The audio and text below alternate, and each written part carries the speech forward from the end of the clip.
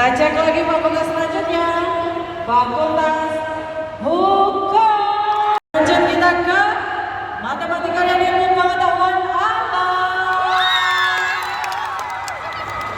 45 orang.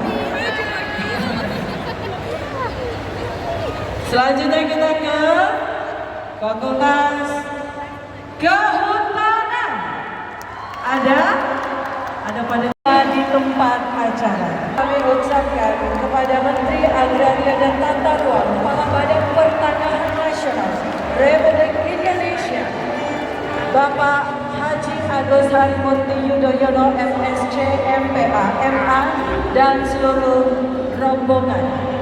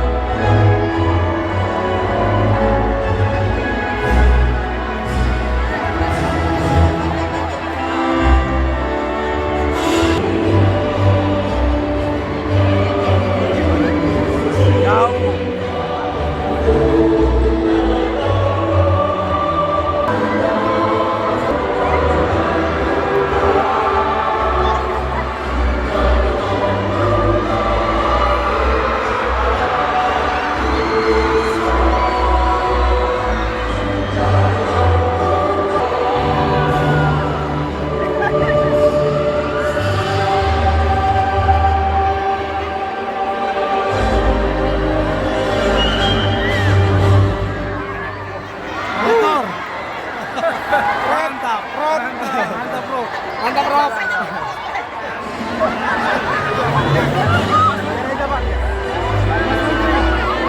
Mas Menteri, ya udah.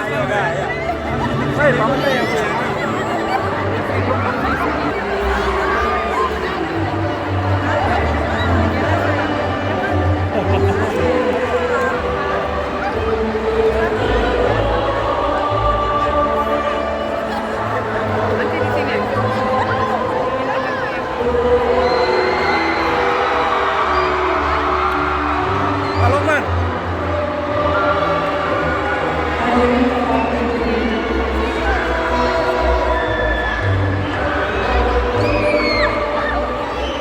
kita berikan kesempatan untuk pengambilan gambar.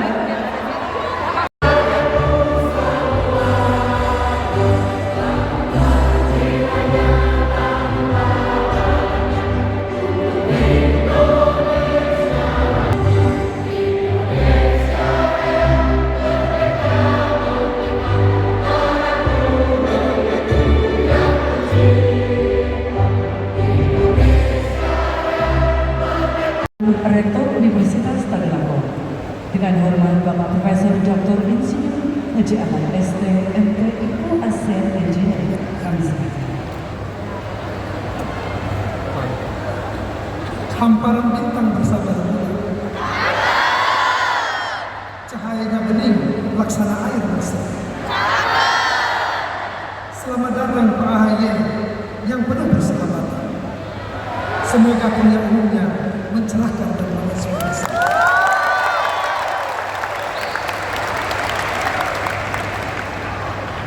Assalamualaikum warahmatullahi wabarakatuh.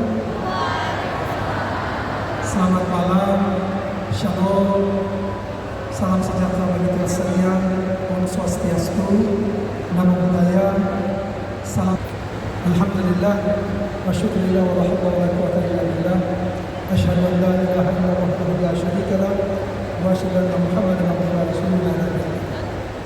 Puji dan syukur senantiasa dalam rangkaian pelaksanaan kuliah umum dari Kementerian ATR dan BPN dari Pak Hayat sendiri. Salawat dan salam juga kita aturkan kehadiran junjungan kita Nabi besar Muhammad SAW beserta seluruh keluarga, sahabat dan teman sekalian. Yang kami hormati, kami banggakan dan kami cintai Bapak Menteri ATR BPN, Bapak Agus Harimurti Yudhoyono. Selamat datang Pak di Universitas Tadulako. Kita beri sambutan, tepuk tangan.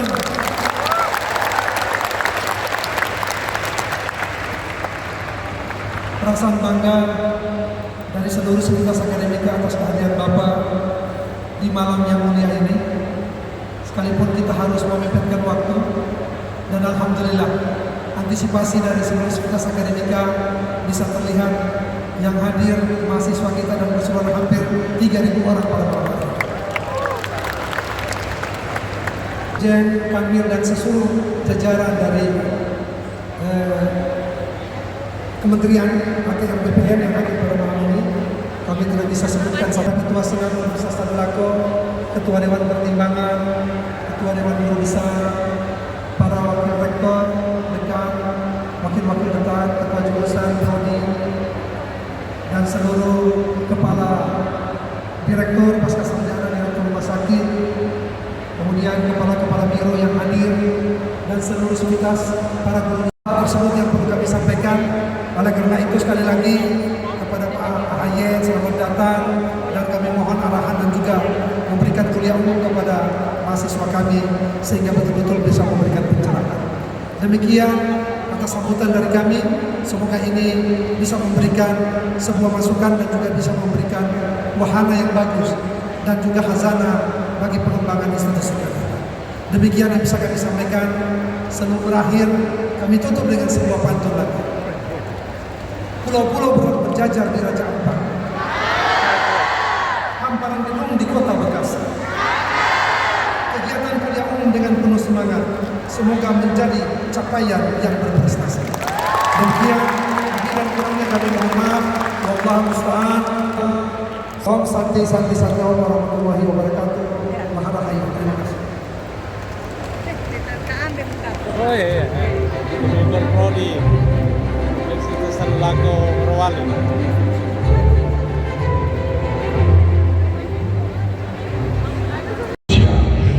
Kaya sumber daya alam. Kekayaan alam ini bisa menjadi sumber kemampuan bangsa sekaligus sumber bencana. Semua terpulang pada kemampuan kita untuk menjaga dan mengelolanya. Karenanya, peningkatan kualitas sumber daya manusia adalah suatu keharusan. Bila kualitas SDM kita meningkat, maka produktivitas bangsa akan meningkat. Pertumbuhan ekonomi juga akan meningkat. Pertumbuhan ekonomi yang tinggi akan meningkatkan pendapatan negara maupun pendapatan per kapita. Artinya, negaranya semakin maju, rakyatnya semakin sejahtera. Indonesia, kita sambut dengan hangat dan tepukan yang paling meriah Bapak Agus Harimurti Yudhoyono.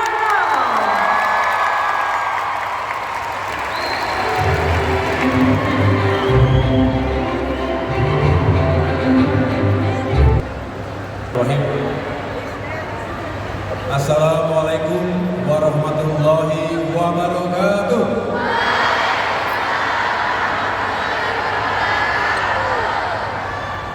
Selamat malam dan salam sejahtera untuk kita semua. Shalom, Om Swastiastu, Namo Buddhaya, salam kebajikan. Alhamdulillahirrahmanirrahim. Puji syukur sekali lagi kita panjatkan kehadirat Allah Subhanahu wa Ta'ala, Tuhan yang Maha Kuasa, karena kita semua diberikan kesehatan dan juga kebersamaan dalam acara yang insya Allah membawa keberkahan untuk kita semuanya. Yang sama-sama kita hormati dan muliakan Rektor Universitas Tadulako, Profesor Dr. Insinyur Amar. Tepuk tangan untuk Rektor kita.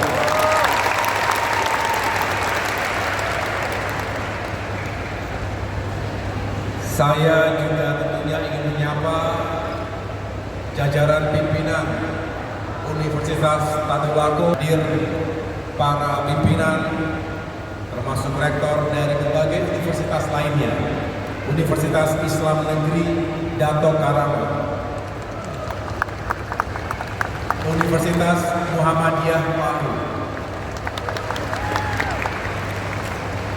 Universitas Al-Khairat Palu,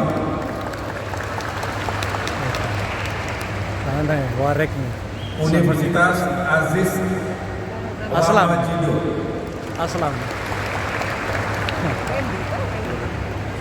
dan tentunya yang saya cintai, mahasiswi Universitas Tadulako. Apa kabar semuanya? Masih semangat? Ini padahal hari libur ya. 29, saya ulangi tanggal 30, sehingga saya harus segera kembali untuk mempersiapkan. Karena memang acara tersebut merupakan tanggung jawab dari Kementerian ATR BPN. Sehingga saya mohon apakah berkenan Bapak Rektor memajukan waktu kuliah umumnya yang tadinya besok menjadi malam hari ini, terisi penuh oleh para mahasiswa-mahasiswa. Saya merasa saya juga ingin menyapa segenap pimpinan yang hadir dari Kementerian ATR dan BPN, baik dari pusat, dari Jakarta, ada staf ahli Ibu Yulia, ada staf khusus Pak Jovan dan Pak Made, ada Pak Lampri, Kabiro Humas kami, dan para direktur yang mohon maaf tidak dapat saya sebutkan satu persatu, dan juga yang spesial adalah Kepala Kantor Wilayah ATR Provinsi Sulawesi Tengah, Bapak Freddy. Jadi tadi Pak Rektor menitipkan pesan ada beberapa isu pertanahan khusus Universitas Tadulako. Saya katakan kita akan atensi dan harus dibantu karena memang itu dibutuhkan untuk pengembangan kampus dan kegiatan akademik lainnya. Semua itu mafia tanah. Barusan ini. Ada juga sejumlah anggota DPR. Terima kasih telah hadir dari fraksi Partai Demokrat dan juga yang lainnya. Bapak Ibu yang berbahagia, sebelumnya saya boleh turun aja nggak ya?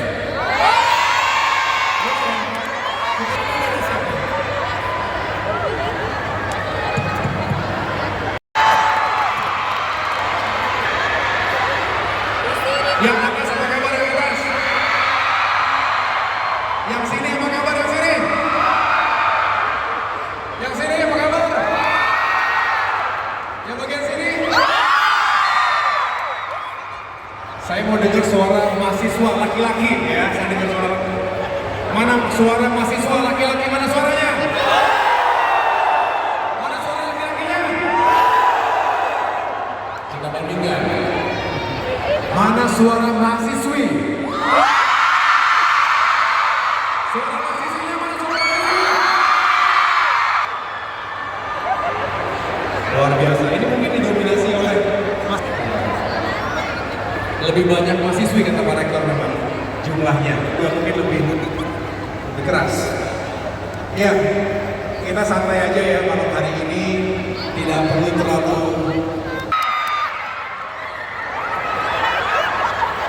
berbagi cerita. Ya. Saya tidak ingin mengajari karena para dosen tugasnya memberikan kampus. Saya hanya ingin berbagi cerita dan sekaligus mudah-mudahan, waduh itu I love Pak AHY lagi. Itu laptopnya siapa itu?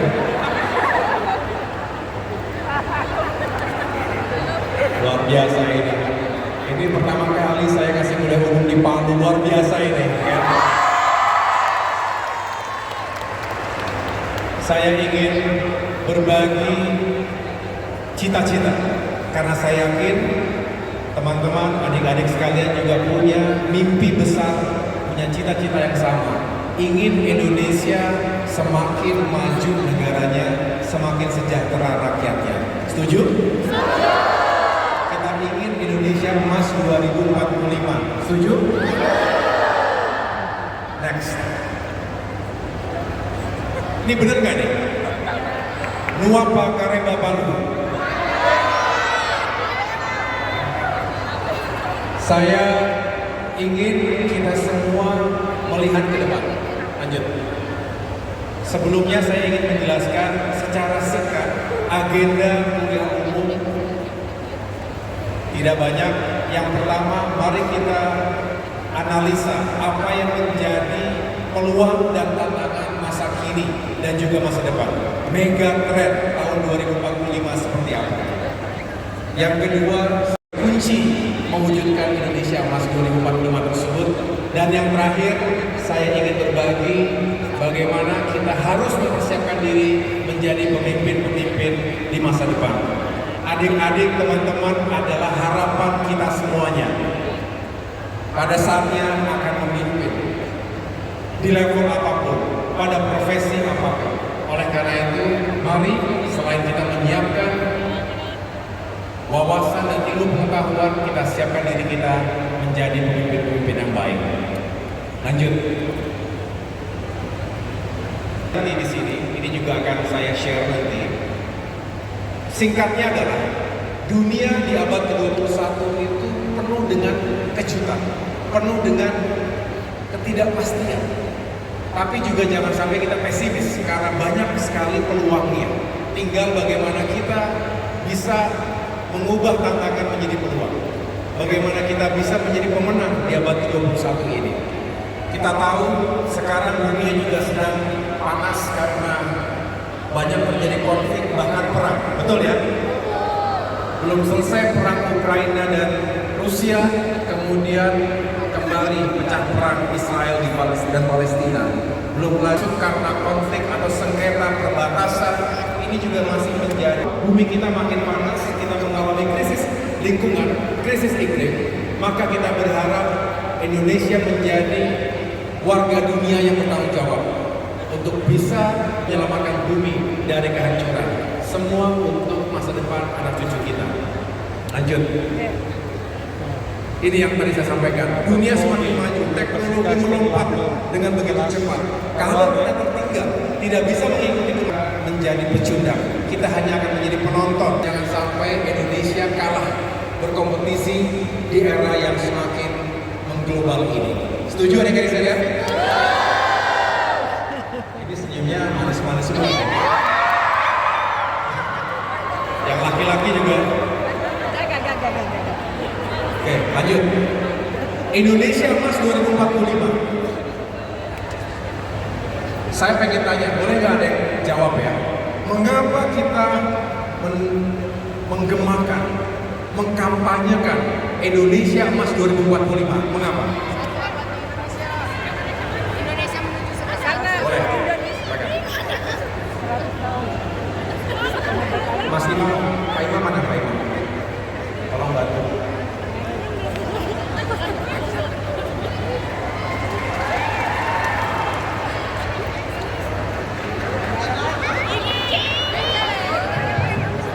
Minta sepeda.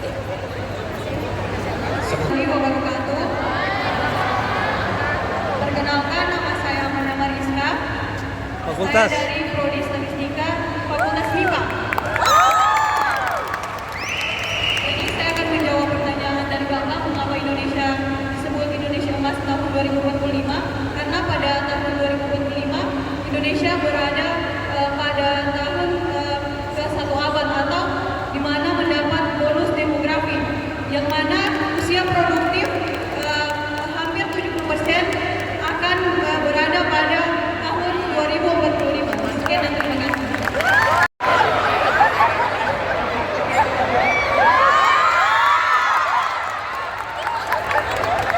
Oke, mana lagi tadi yang laki-laki mahasiswa? Iya, lupa dia bawa HP. Mengapa Indonesia menggunakan Indonesia Emas tahun 2045? Karena pada 2045 merupakan hari ulang tahun Indonesia yang ke-100 tahun dan juga di mana Indonesia mendapatkan bonus demografi di mana rata-rata penduduknya berada pada usia yang produktifnya. Kenapa produktif itu penting? Produktif itu penting karena kemajuan suatu bangsa itu diperlukan banyak tenaga-tenaga, banyak inovasi dari anak muda khususnya agar kita bisa lebih bersaing di tingkat dunia. Kasih rumput. Ya, oh ada kecil. Ada HP-nya.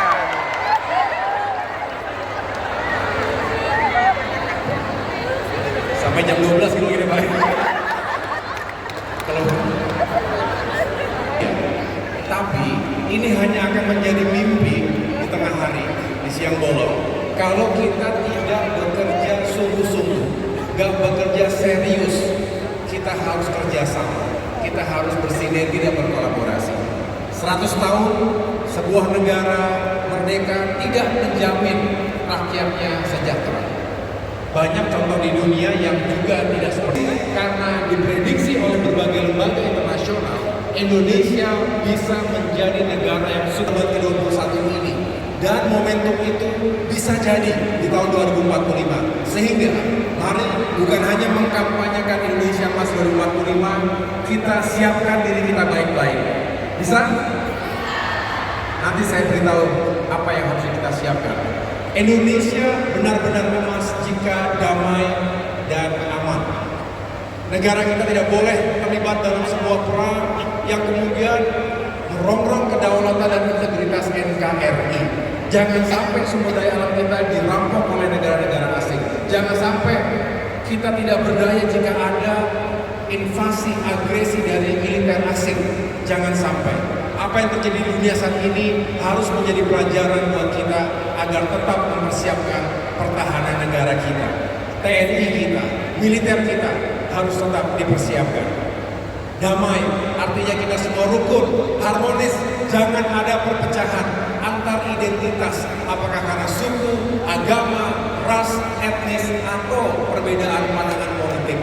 Jangan sampai itu terjadi. Alhamdulillah, kita baru saja menyelenggarakan sebuah fase penting dalam demokrasi Indonesia, pemilu 2024. Yang sejahtera, Indonesia harus tumbuh ekonominya 7%, 8% agar bisa menopang rakyat kita yang memang membutuhkan bantuan. Pemerintah negara harus hadir untuk mengangkat saudara-saudara kita yang berkategori miskin dan kurang mampu. Kalau pertumbuhan meningkat, maka kue yang dibagi-bagi akan lebih banyak lagi. Rakyat akan lebih sejahtera, bisa punya penghasilan yang baik, pekerjaan yang layak, punya tabungan, bisa bayar utang. Ini mahasiswa punya utang nggak? Ada utang? Enggak. Jangan sampai kejebak pinjol ya. Indonesia semakin maju dan setuju. Maju peradabannya, maju teknologinya, maju prestasi-prestasinya, dikenal oleh dunia bukan karena saja kita negara yang besar secara geografis, tapi karena negara kita sukses ekonominya, sukses pendidikannya, dan banyak prestasi yang membanggakan. Kita bangga kalau timnas kita juara, betul? Besok ya? Berapa kira-kira? Minimal seperti kita melawan Jordan ya. Mudah-mudahan kita doakan skuad atau timnas kebanggaan kita, tim Garuda kita bisa menang, bisa berprestasi, bisa juara. Mengapa? Karena timnas kita akan mempersatukan bangsa semuanya.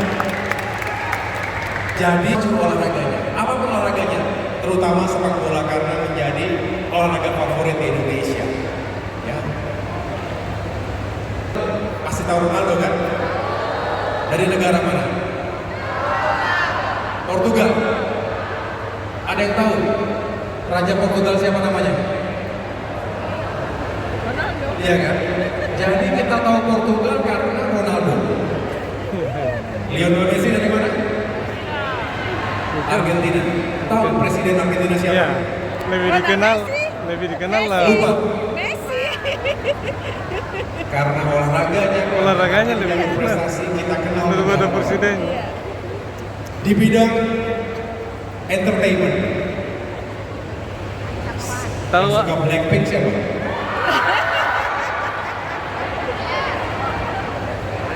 Dari mana Blackpink? Ada yang tahu Menteri ATR dari Korea Selatan? Gak ada yang tahu, kita gak ada yang tahu. Artinya karena Blackpink kita tahu Korea Selatan. Karena produk-produk yang berkelas dunia, kita tahu negara tersebut, kita tahu kendaraan-kendaraan yang berjalan di tengah-tengah kita itu misalnya produk Jepang. Jadi ke depan Indonesia kalau mau emas harus bisa maju dan mendunia. Setuju? Lanjut. Ini cepat saja, ada 4 pilar. Yang pertama adalah membangun sumber daya manusia dan ilmu pengetahuan dan teknologi. Sivitas Akademika, kita semua punya tanggung jawab di sini. Kampus punya tridharma pendidikan. Betul ya? 1, akademik. Yang kedua, riset. Yang ketiga, pengabdian masyarakat. Ini harus menjadi pilar-pilar utama yang harus kita jaga sampai kapanpun. Dengan pengembangan ilmu pengetahuan yang baik, riset yang juga semakin kredibel, pengabdian masyarakat juga akan semakin tepat sasaran. Dengan demikian, peran kampus sangat penting untuk mencetak SDM bangsa yang unggul.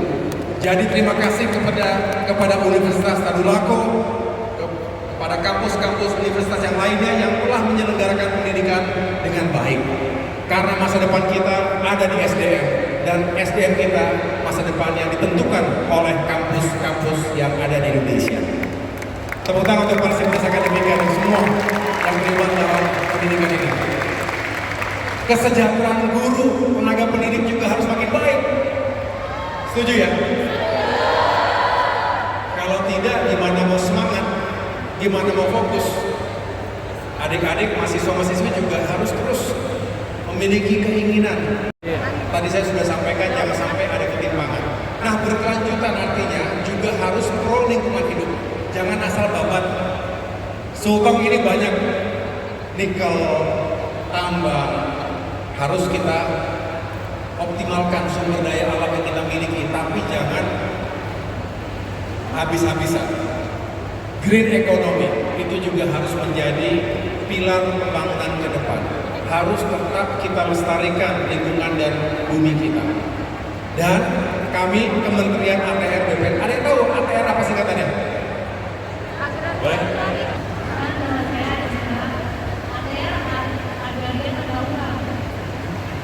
Agraria dan Tata Ruang, kalau BPN? Badan Pertanahan Nasional. Tahu nggak tugasnya ngapain?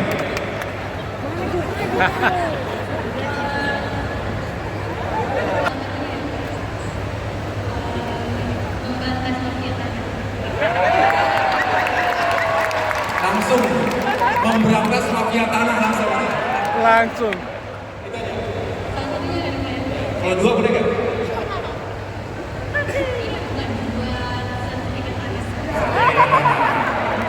Mana ininya?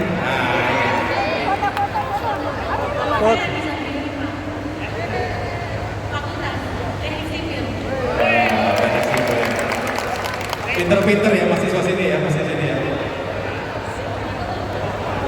Selfie dulu.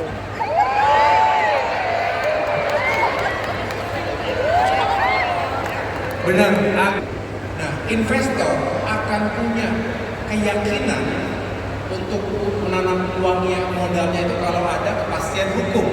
Nah, jangan sampai lahannya nggak jelas, tidak ada sertifikatnya atau bukan sesuai peruntukannya.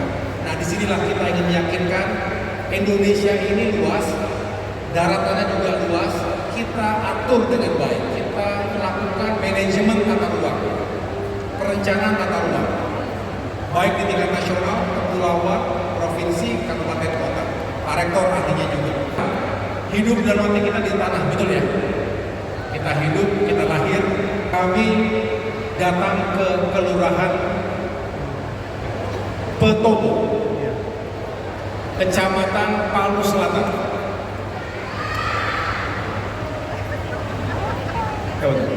Terima kasih dari masyarakat yang terdampak bencana likuifaksi 2018. Sungguh mengharukan ketika selama 5 tahun tinggal di hunian sementara, huntara, dan akhirnya tahun ini bisa masuk ke hunian-hunian tetap, huntap, dan tadi sore saya serahkan sertifikat secara langsung agar punya kepastian hukum setelah bukan setapak yang dialami beberapa tahun yang lalu, kehilangan keluarga dan sahabatnya. Dan alhamdulillah juga selain diberesi, dibangun kembali, fasilitas umumnya juga diperbaiki dan nilai tanahnya meningkat dari yang tadinya 50.000 meter, saya ulangi 50.000 rupiah per meter persegi menjadi 200.000 rupiah per meter persegi. Ini sebuah hal yang baik untuk masyarakat kita. Ya, jadi inilah peran dari Kementerian ATR BPN dalam konteks pembangunan ekonomi bangsa. Lanjut, pilar yang ketiga adalah pemerataan pembangunan antar desa dengan kota, antara pulau Jawa dengan pulau-pulau lainnya. Itu harus berimbang, tidak boleh ada kesenjangan. Selain tentunya jangan ada kesenjangan antara yang miskin dan yang kaya. Operasi Pranata Hukum, Rule of Law yang juga menjadi panglima di negeri kita, bukan yang lain-lain. Ini yang menjadi pilar-pilar pembangunan nasional ke depan. Lanjut, Presiden Jokowi ini di mana nih? Di sini kan? Iya. Di rumah mana nih? Iya. Pak Rektor di mana? Di sebelah sini ya. Yang lagi ditunjuk itu. Beliau mengatakan 3 hal pokok untuk mewujudkan Indonesia Emas 2045. Yang pertama adalah stabilitas. Stabilitas ini penting. Stabilitas politik, stabilitas keamanan. Kemudian yang kedua, keberlanjutan dan kesinambungan dalam indeks atau indeks pembangunan manusia kita. Ini adalah indikator yang paling sering digunakan oleh negara-negara di dunia untuk sumber daya manusia sebuah bangsa. Coba kita lihat sama-sama di depan. Di mana posisi Indonesia? Indonesia urutan keberapa di dunia? 112 dari 189 negara. Dan sesuatu yang sudah kita patut untuk. Mengapa? Karena ada 10, betul? Yang pertama mana tuh? Yang ketiga? Yang keempat? Yang kelima? Terus? Terus?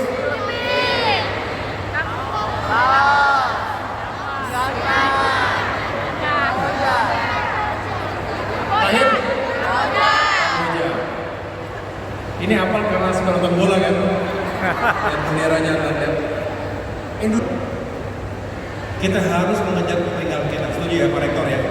Ini tugas besar kita semuanya ke depan. Hari ini dan ke depan. Lanjut. Bonus demografi.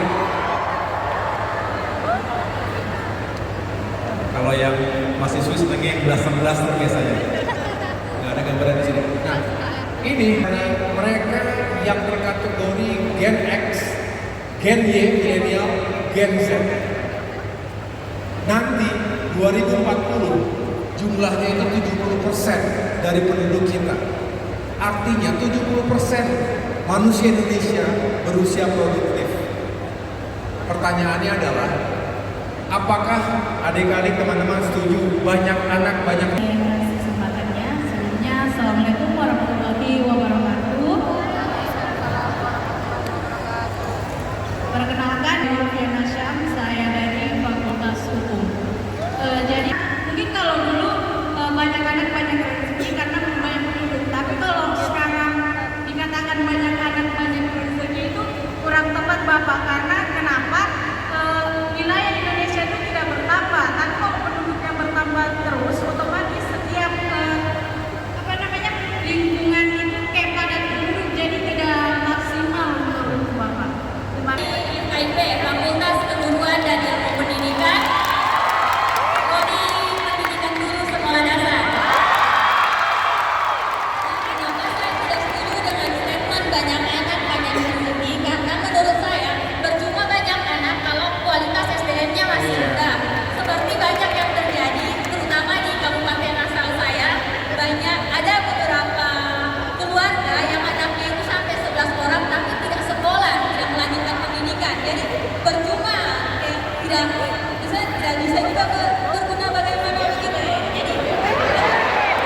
Kali. Baik, Assalamualaikum warahmatullahi wabarakatuh. Halo mahasiswa. Baik, perkenalkan nama saya Faiz Ramadan dari Fakultas Ilmu Sosial Ilmu Politik. Saya dari prodi Ilmu Pemerintahan. Jadi saya setuju Pak dengan stigma tersebut tentang banyak rezeki. Kenapa? Di sini pemerintah sudah berikan banyak.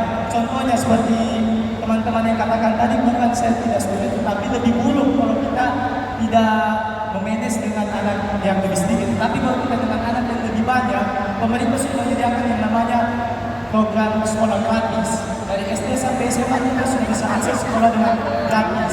Yang kedua, kita ada kartu Indonesia Pintar yang membiarkan, mohon maaf, yang kurang mampu dibiayai kuliah dengan menggunakan HIP. Nah, untuk di bidang kesehatan kita punya kartu Indonesia Sehat itu bisa menanggulangi orang-orang yang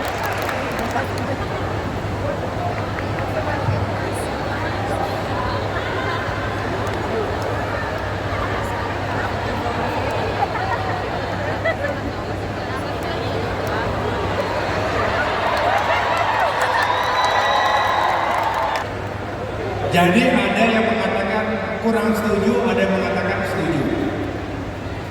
Bebas. Kita punya kemerdekaan berpikir, kemerdekaan berpendapat dalam kampus. Tapi bagi saya jawabannya tergantung. Tergantung. Mengapa tergantung? Ya tadi, kalau ada negara yang punya banyak penduduk seperti Indonesia, kemudian kita siapkan SDM kita dengan sebaik-baiknya, kita akan menjadi negara bukan hanya beruntung, tapi benar-benar punya keberkahan. Karena penduduknya banyak, tapi berkualitas. Banyak negara di dunia yang penduduknya berkurang, mengalami penurunan, declining dan juga aging. Contohnya Jepang. Jepang berpikir keras bagaimana dekade-dekade mendatang menciptakan robot-robot yang canggih untuk bisa menggantikan tenaga dan peran manusia. Sudah banyak sekali di sana yang digantikan oleh robot. Itu kondisi bangsa yang maju, yang sejahtera, yang makmur, tapi berkurang penduduknya setiap saat. Pertumbuhannya negatif. Negara-negara Eropa mengalami nasib yang sama. Indonesia ini masih senang bikin anaknya kan, jadi tumbuh. Ya, kita tahu tantangannya adalah pendidikan, kesehatan. Jadi benar, kalau pendidikan kesehatannya kita perbaiki, saya rasa kita bersyukur. Tapi sebaliknya, saya juga setuju dengan pandangan kalau nggak diperbaiki, nggak dipersiapkan, maka kita akan menjadi negara yang terbebani. Bukan menjadi bonus demografi, tapi bisa menjadi bencana demografi. Apalah arti bonus demografi tanpa bonus kompetensi? Inilah tugas kita semuanya. Ya, lanjut.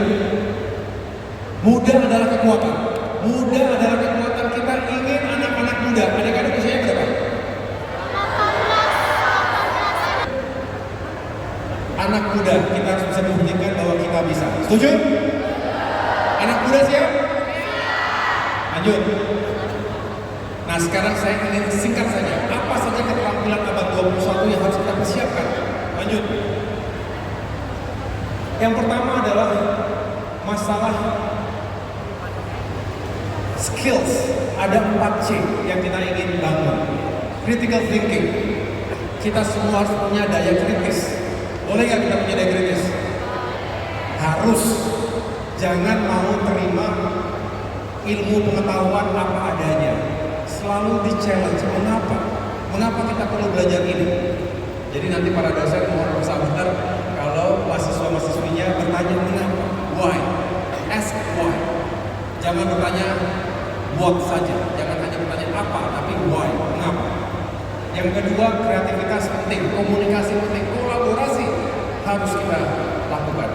Lanjut, yang berikutnya literacy skills. Zaman sekarang serba digital, kita harus punya pemahaman, penguasaan terhadap media, informasi, dan juga teknologi. Siapa yang ketinggalan teknologi dan pengetahuan serta literasi di bidang media dan informasi, kita akan tertinggal. Tetapi saya berpesan, jangan karena kita setiap saat bermain media sosial, justru kita ikut-ikutan menjadi bagian dari penyebar hoax, fake news, hate speech. Demokrasi terbuka luas, jangan sampai karena ini semua kita malah memecah belah bangsa sendiri. Lanjut, yang terakhir terkait dengan keterampilan abad 21 ini yang saya sebut dengan life skills. Kita harus punya keterampilan yang ada di depan ini. Utamanya tentang kepemimpinan, leadership, social skills ini penting. Inisiatif dan produktivitas harus ditingkatkan. Lanjut. Nah, 3 ciri generasi unggul. Kita punya kapasitas intelektual, yang kedua kita punya integritas dan karakter yang baik, dan yang terakhir kepemimpinan yang unggul. Sekarang saya ingin mengatakan, ini kapan nih Pak? Kapan? Tahun lalu? Kira-kira tahun lalu ya? Ekonomi sosial yang sulit, ya. Dan kita harus punya kesadaran bahwa kita punya kesempatan yang sama. Lanjut, tapi semua harus dipupuk dan dibangun, dipersiapkan. Jadi tidak hanya kita membiarkan bibit-bibit unggul bekerja sendiri, mencari jalan sendiri. Negara hadir, pemerintah hadir, kita semua hadir untuk memberikan jalan, untuk menunjukkan jalan agar tidak salah arah. Tapi selebihnya kembali kepada diri kita sendiri. Itulah yang harus dimiliki oleh anak muda. Lanjut. Nah, boleh saya sekarang terakhir bercerita transformasi AHY dari militer hingga menjadi seorang politisi dan kemudian dipercaya di pemerintahan. Ada yang pertama, Trisakti Wiratama. Ada yang tahu Trisakti Wiratama? Ini istilah di akademi militer. Kami dulu dari awal disiapkan, digembleng untuk memiliki 3 kemampuan dasar seorang manusia dan insya Allah juga seorang pemimpin: mental, fisik, intelektual. Orang cerdas tapi fisiknya lemah, sulit untuk berbuat banyak. Orang cerdas tapi tidak punya karakter yang baik, bisa jadi monster. Orang yang karakternya baik tetapi tidak punya kecerdasan, tidak akan kemana-mana. Semua saling terkait. Trisakti Wiratama. Kalau bisa adik-adik punya ketiga dengan balance, itu bagus. Sinergi dan kolaborasi. Ada pepatah yang mengatakan, if you want to go fast, go alone. Siapa yang suka lari di sini? Yang suka lari, hobinya lari, lari dari kenyataan, lari dari hutan, lari dari panggilan. Go together. Saling bantu, saling dukung. Kalau ada yang ketinggalan, tunggu. Begitu, ya. Ini semangat dari sinergi dan kolaborasi serta kerjasama. Jangan takut kalah, jangan takut keluar dari zona nyaman kita. Ini foto saya loncat waktu pertama kali masuk ke dunia politik, berkampanye, ceritanya begitu, jiwa muda lompat begitu ya. Hanya untuk memberikan sebuah ilustrasi, kita ingin belajar atau mendapatkan pengalaman oleh paling adaptif. Terbukti kalau dinosaurus itu adaptif, mungkin sampai dengan hari ini kita melihat dinosaurus jalan keluar di jalan-jalan itu. Mereka kuat, mereka besar, tapi mereka punya. Jangan menjadi organisasi seperti dinosaurus. Lanjut. Do the best you can do and be the best we can be. Lakukan yang terbaik, jika diberi peran, jalankan dengan semaksimal mungkin. Mudah-mudahan itu yang menjadi jalan sukses adik-adik sekalian. Nanti insan pendidikan juga lakukan yang terbaik. Yang berikutnya, perbedaan antara mereka yang unggul dengan mereka yang biasa-biasa saja adalah perhatiannya pada hal-hal yang detail, menginjak kerikil atau ranting yang ada di jalan. Oleh karena itu perhatikan yang kecil-kecil sehingga pada saatnya yang besar-besar bisa kita pimpin dengan baik. Berikutnya, percaya diri itu penting. Adik-adik harus punya self confidence. Percaya diri itu penting dalam berbagai level dan berbagai forum. Tapi tidak boleh jumawa, selalu rendah hati.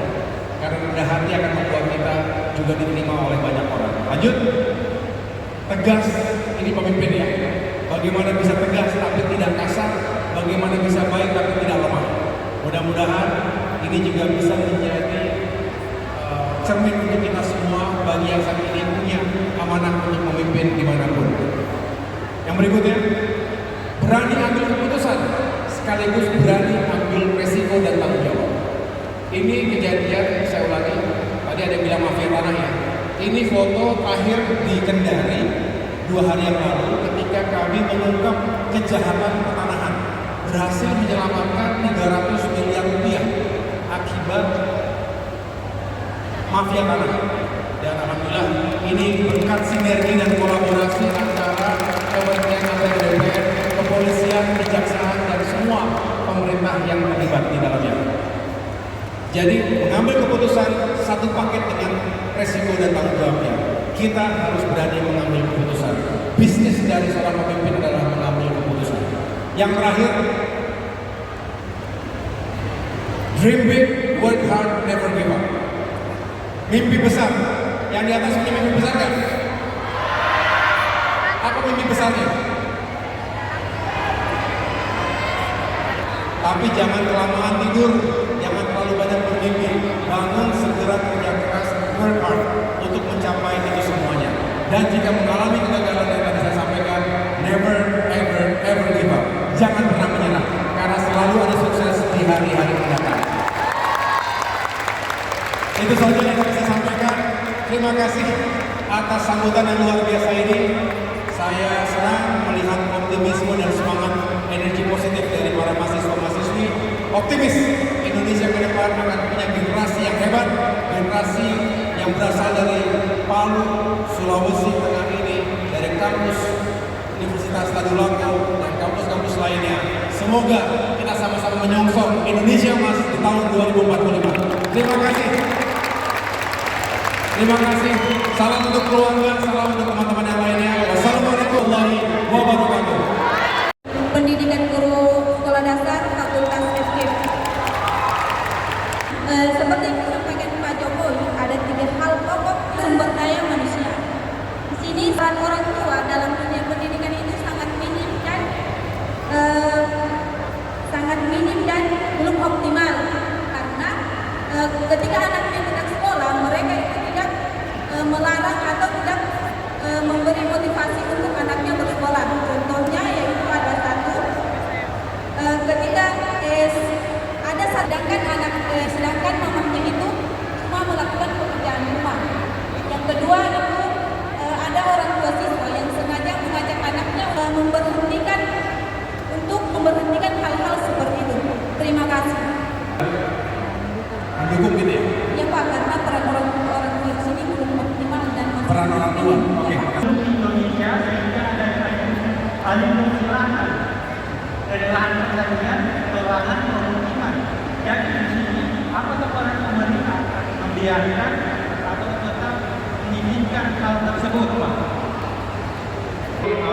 Saya lihat memang masih banyak sekali yang angkat tangan, tapi karena keterbatasan sangat penting. Bersyukurlah kita yang punya orang tua. Karena kita tahu ada juga yang tidak seberuntung kita, yang berusaha meningkatkan ekonomi kita, sehingga orang tua juga bisa memberikan kesempatan anaknya untuk sekolah. Dan bukan hanya menitipkan kepada kampus, kepada sekolah, tetapi juga di rumah selalu diisi, dilengkapi, dibekali dengan hal-hal yang mungkin tidak diberikan di sekolah. Pertanian, tapi juga produksi untuk industri itu sama pentingnya. Nah, oleh karena itu kebijakan harus tepat. Jangan semua misalnya dialihkan atau dikonversi menjadi lahan-lahan produksi atau untuk pemukiman saja. Harus ada yang tetap dijaga agar itu bisa tetap untuk pertanian. Baik, selanjutnya foto bersama, dan sesi foto ini akan kita lakukan di bawah panggung bersama-sama dengan seluruh jajaran VIP dan adik-adik mahasiswa. Ya, mohon berdiri dari tempatnya. Doakan